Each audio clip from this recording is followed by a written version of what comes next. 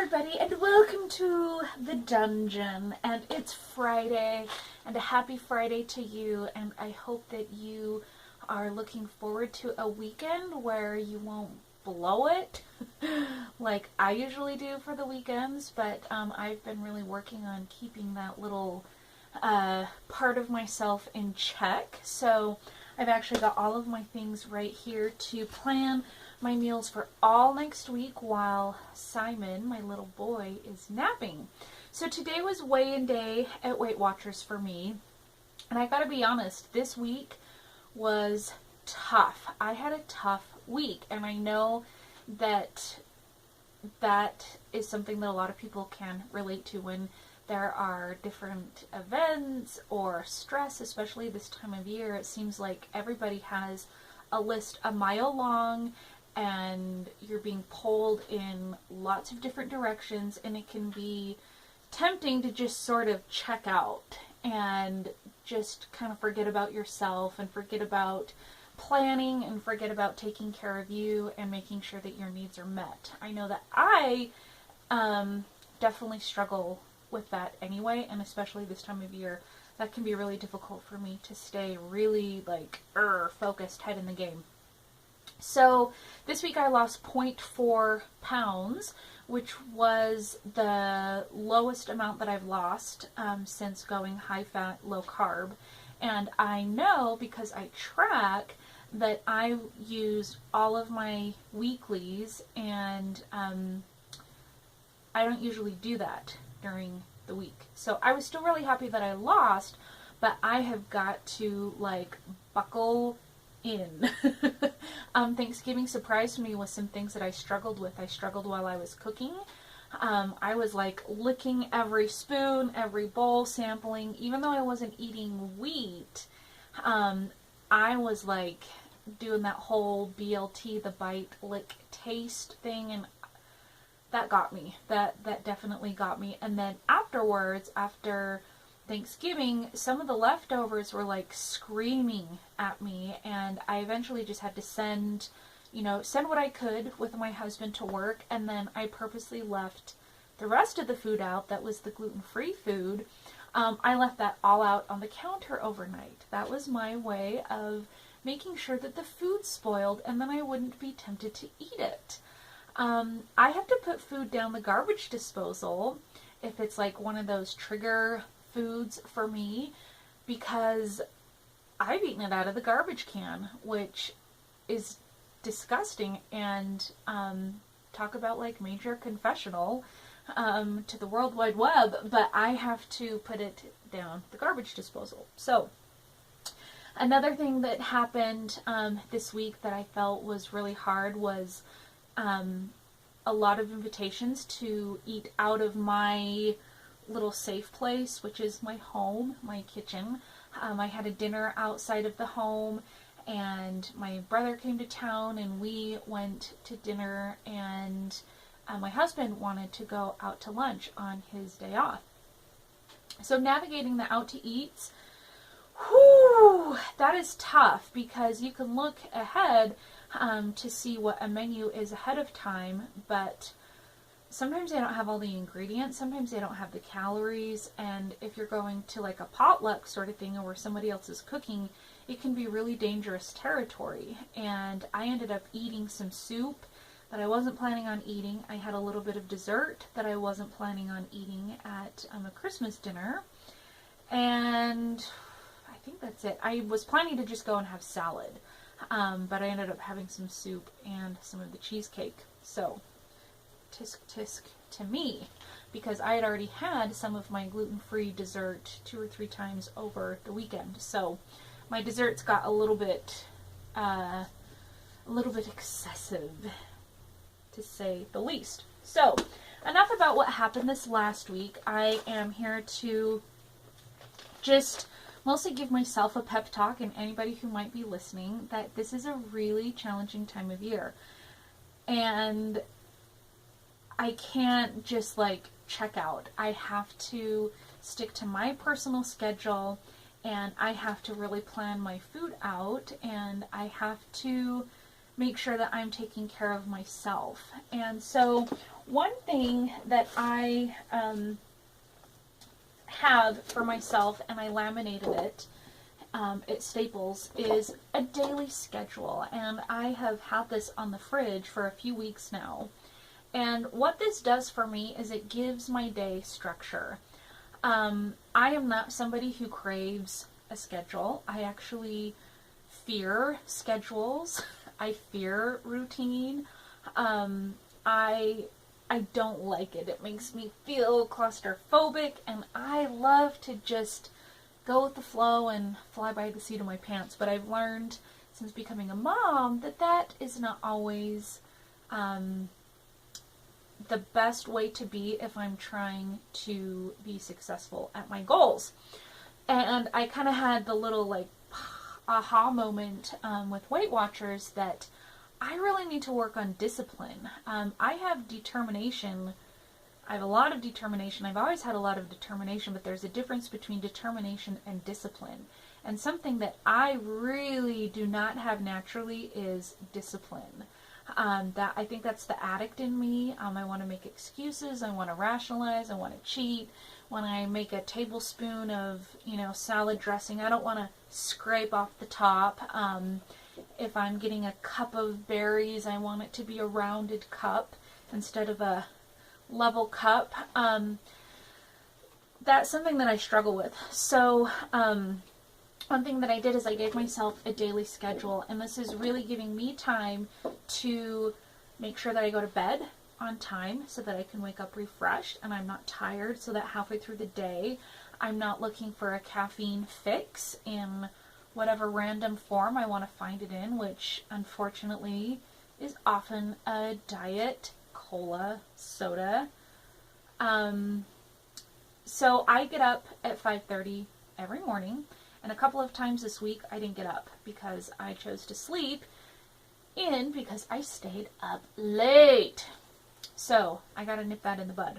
So getting up at 5:30 in the morning, and then between 5:30 and 7 is time for me to hang out with my husband, either making breakfast, packing a lunch. I get ready for the day. I plan my meals. I check my work email.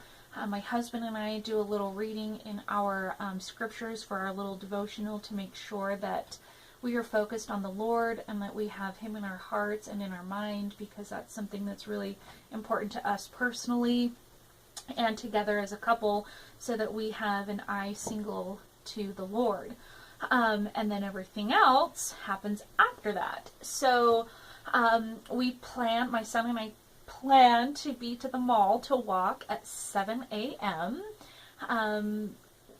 This week we got to the mall between 8 and 8:30, so we were just kind of like, everything got kicked back a little bit. And then we come home, and I really think it's important for me to have some playtime with my son. And then we have lunch and nap, and then that's usually my time to catch up on work, to, spiff up the house real quick, make a video, take a shower, and that's what I'm doing right now. Well, I'm not taking a shower. I'm making a video while he naps. And then I prep my dinner in the afternoon. I have that scheduled out between 2 and 3 for me to prep my dinner, to clean up the house and vacuum. And then I either do my work tasks or I plan my piano lessons if I need any supplies for that, because I'm a piano teacher. And then from 3 to 4, I think that's another good opportunity for me to read books with my son, to go outside if it's not too cold, because he really enjoys that, and he is the focus of my life right now. I'm a stay-at-home mom, and I take that title to heart. I feel so blessed to be able to stay at home with my son, and I found that I was kind of struggling with checking out as a mom. I'd be on my phone or on the internet or, trying to distract myself, and since going high-fat, low-carb, I gotta say, like, my mind is so much more just involved with every part of my life, including motherhood, which, I can't complain at all about that. So I want to do things with my son that are enriching and fun for him.